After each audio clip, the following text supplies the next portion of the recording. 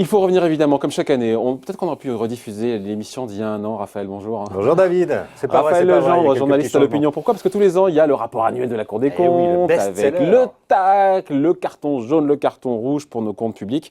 Et donc, dans son traditionnel, sans Didier Migaud. On a des images avec lui, mais il n'est plus président, Didier Migaud. C'était le 10e et dernier opus de Didier Migaud, mais qui est parti. Alors, c'est un peu inédit, et on s'en agace d'ailleurs à la Cour des comptes, mais cette année... Le rapport annuel qui est vraiment le best-seller de la rue Cambon, hein, le grand moment médiatique de l'institution, c'est fait sans la présentation de son premier président, car on parle de premier président à la Cour des comptes. Didier Migaud est parti le 1er février prendre la succession de Jean-Louis Nadal à la présidence de la Haute Autorité pour la transparence de la vie publique. Et depuis... c'est la chaise est vacante. Radio. On ne sait pas trop. Alors, au départ, il devait y avoir Pierre Moscovici, mais finalement, il a eu des propos peu amènes à l'égard du président. Ça fait un an que ça dure, cette histoire. Le deal avec Pierre Moscovici avait été fait il y a à peu près un an, au mois de février. Et là, on parle de 2019. Nicole Belloubet. Et il y a plusieurs rumeurs. Alors, la dernière en date, c'est effectivement Nicole Belloubet. Alors, c'est un petit peu compliqué, Nicole Belloubet. C'est un peu compliqué de nommer un ministre directement à la Cour des comptes. La Cour des comptes, vous savez, c'est quand même... la quintessence de l'indépendance, normalement, souvent d'ailleurs on met quelqu'un de pouvoir l'opposition exécutif. Depuis depuis Nicolas Sarkozy, on nomme le président de la commission des finances de l'Assemblée nationale qui est dans l'opposition. C'est comme ça que Didier Migaud a été nommé en 2010. Aujourd'hui, c'est Éric Woerth et son nom circule d'ailleurs aussi. C'est un potentiel concurrent face à Pierre Moscovici, mais il a quelques affaires judiciaires en cours dans l'affaire Bernard Tapie qui fait que ça complique un peu l'équation. Donc on est dans un entre-deux. Alors, c'est Sophie Moati, la présidente de la 3e chambre, si je ne m'abuse, et surtout la doyenne des présidents de chambre de la Cour des comptes qui gère l'intérim pour l'instant. Mais dans les couloirs, on s'agace un peu du temps que ça prend. Il y a des échéances importantes qui arrivent parce que le premier président de la Cour des comptes, il n'est pas que président de la Cour des comptes, il préside aussi le Haut Conseil aux finances publiques. C'est ce conseil qui donne son avis sur les lois de finances, les hypothèses de croissance, qui est un peu le juge de paix des hypothèses de Bercy. Or, on a un programme de stabilité qui arrive au mois d'avril. Le programme de stabilité, c'est ce que Paris envoie à Bruxelles chaque année pour donner les prévisions à court terme de l'économie française. Le Haut Conseil aux finances publiques donne toujours son avis là-dessus. Vous avez le rapport sur les finances publiques de l'État qui arrive au mois de mai, un rapport important. Donc il va falloir nommer quelqu'un sur les perspectives des finances publiques, donc ça urge. Mais sauf que quel que soit le président, et là on revient à notre sujet, même si on n'était pas loin, c'est toujours le même message. On saura déjà ce qu'il dit. On ne sait pas encore qui sera le prochain président, mais on saura à peu près ce qu'il dit. Mais tous les ans, c'est la même chose. En gros, qu'est-ce qu'elle nous dit de plus que d'habitude, la Cour des comptes? C'est que le gouvernement ne cherche plus à réduire, encore une fois, le déficit public. Mais pardon, il y a eu la crise des Gilets jaunes. Enfin, voilà. Oui, absolument. N'empêche qu'il est très important d'avoir une institution sérieuse et respectée qui rappelle, car plus personne n'en parle, que nos comptes publics sont pas bons, il faut quand même le dire. Sont pas bons au milieu de quoi? Au milieu de la classe européenne. On est dernier ou avant-dernier de la classe européenne. Pourquoi elle tire la sonnette d'alarme, la Cour des comptes? C'est parce que, alors cette année, le gouvernement aura beau jeu de communiquer sur une baisse du déficit qui effectivement entre 2019 et 2020 va passer de 3,1 à 2,2% du PIB. Alors à Bercy, on dit formidable, 2,2% du PIB. On n'a pas connu ça depuis le début des années 2000. Il n'y a rien d'infamant à faire 2,2% de déficit public en France, historiquement. Que les finances publiques européennes sont quasiment à l'équilibre. L'Allemagne tire beaucoup avec ses excédents, mais faudrait retirer l'Allemagne des calculs. L'ensemble des pays européens, mais même si vous retirez l'Allemagne, l'ensemble, la quasi-totalité des pays européens sont sous les 1% aujourd'hui. Vous avez encore quelques pays, l'Italie, l'Espagne, la Grèce, qui ont des difficultés. Mais la France, c'est la deuxième économie de l'Europe et nos finances publiques ne sont pas bonne, moins 2,2%, ça reste mauvais. On est en dessous des 3%. Est-ce qu'elle n'est pas un peu trop rigoriste? D'autant qu'il faut regarder un peu ce qui se passe autour de nous. La croissance ralentit, le service de la dette, ma foi, il est gérable. Elle ne s'excite pas un peu trop? Parce que les taux sont extrêmement bas. Nous vivons sous morphine monétaire aujourd'hui grâce à la BCE.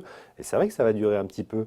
Mais notre dette ne cesse de croître. On est à 98,7% du PIB cette année. Autant dire 100%.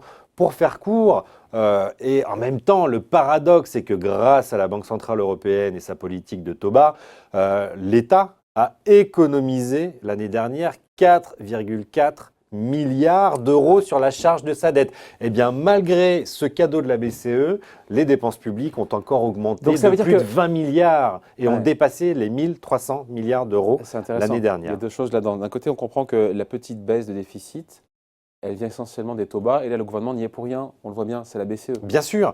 Là, la baisse du déficit cette année, elle est due à deux choses. La première, c'est ce qui avait augmenté le déficit l'année dernière, c'est la transformation du CICE en baisse de charge. On savait que ça coûtait 20 milliards d'euros, 0,8-0,9 points de PIB. Pendant un an, c'était un élément exceptionnel. C'est purgé. On revient à la normale, donc à 2,2 points de PIB. Ce qui intéresse la Cour des comptes, c'est le déficit structurel, c'est-à-dire quand on nettoie de tous ces effets conjoncturels, quel est l'effort réel du pays pour assainir ses comptes publics. Cette année, c'est 0% d'effort structurel. Et c'est pour ça que la Cour explique que l'assainissement est à l'arrêt. Oui, mais c'est une situation rare en Europe, voire inédite. Oui, mais les dépenses publiques, elles sont globalement mieux tenues qu'elles ne l'étaient auparavant. On peut aussi voir cette amélioration-là. Alors, on peut voir deux choses, le verre à moitié plein ou le verre à moitié vide. Effectivement, si on prend un peu de recul, l'augmentation année après année des dépenses publiques se ralentit. Ça augmente moins vite. Ça augmente moins vite, mais forcément, on est de plus en plus haut aussi. On est tellement haut qu'aujourd'hui, la France est le pays le plus dépensier au monde. Et Bercy, aujourd'hui, explique que, bon, ok, ça augmente, mais ça n'augmente que de 0,4% hors inflation et se félicite de ce chiffre puisque avant c'était, sous le précédent quinquennat, une moyenne de 0,9%. Oui, sauf que le précédent quinquennat avait commencé sur une fin de crise financière, puis de crise de la zone euro.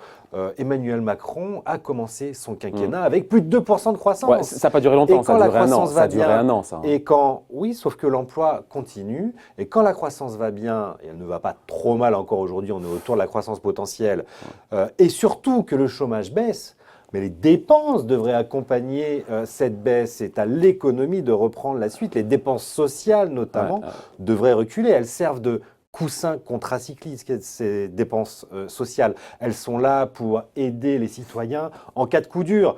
Aujourd'hui, nous ne sommes plus, alors on va peut-être y arriver bientôt avec la crise du coronavirus, mais aujourd'hui, depuis 2017, en tout cas, nous ne sommes plus dans une situation macroéconomique difficile et pourtant, les dépenses ne cessent d'augmenter. Justement, on parle en pourcentage, on parle en euros. Vous dites les dépenses publiques augmentent de 0,4%.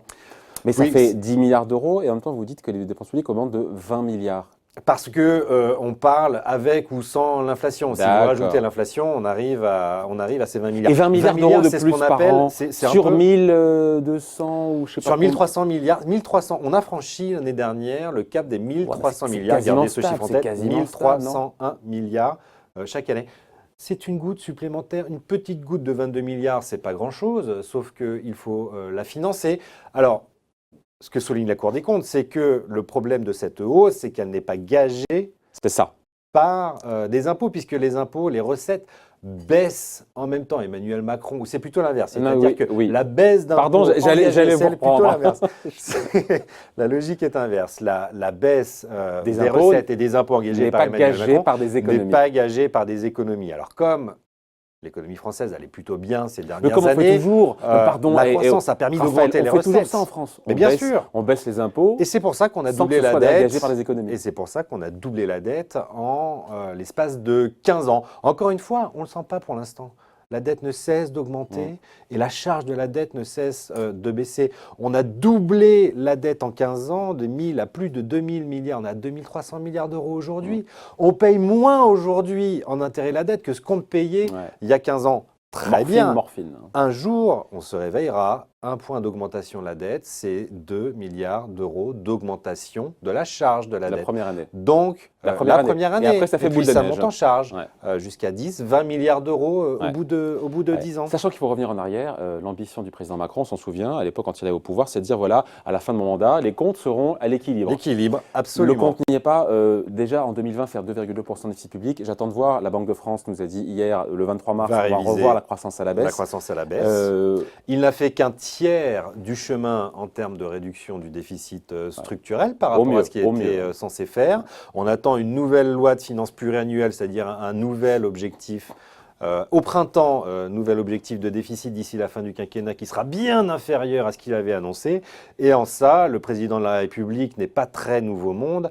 Je rappelle que François Hollande, par exemple, mais ils l'ont tous fait, hein, attention, avait annoncé, lui, le passage sous les 3% au bout de 24 mois.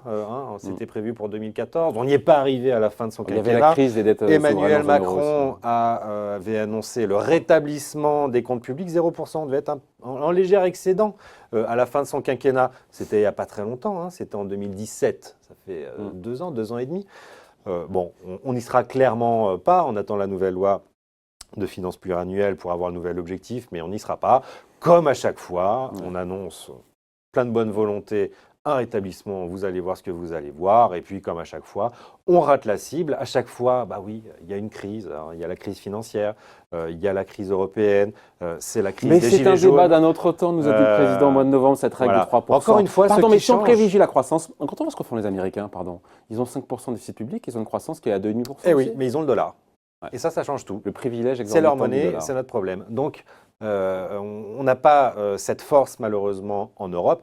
C'est pas dramatique non plus. On reste une zone extrêmement attractive. Il y a des milliers de milliards de cash en circulation autour de la planète, puisque la planche à billets a tourné à plein pot depuis 10 ans. Et donc, il y a des gens pour financer notre dette tellement qu'on est en taux négatif, même, c'est dire. Donc, pour les quelques prochaines années, puisque la BCE ne changera pas radicalement de politique monétaire, on est à peu près tranquille sur la charge de la dette. Mais respecter les 3%, c'est respecter les générations futures. Et tout ce qu'on met sur le dos de la dette aujourd'hui, c'est un cadeau que l'on laisse à nos enfants et c'est irresponsable. Voilà. Sauf si l'argent est bien investi en investissement et que ça augmente la croissance potentielle, plus de croissance, plus de recettes. C'est un grand débat. Hein, c'est un grand débat, on ne le fera pas maintenant. Bon, merci d'avoir été avec nous. Explication signée Raphaël Legendre, journaliste à l'Opinion. Merci. À bientôt.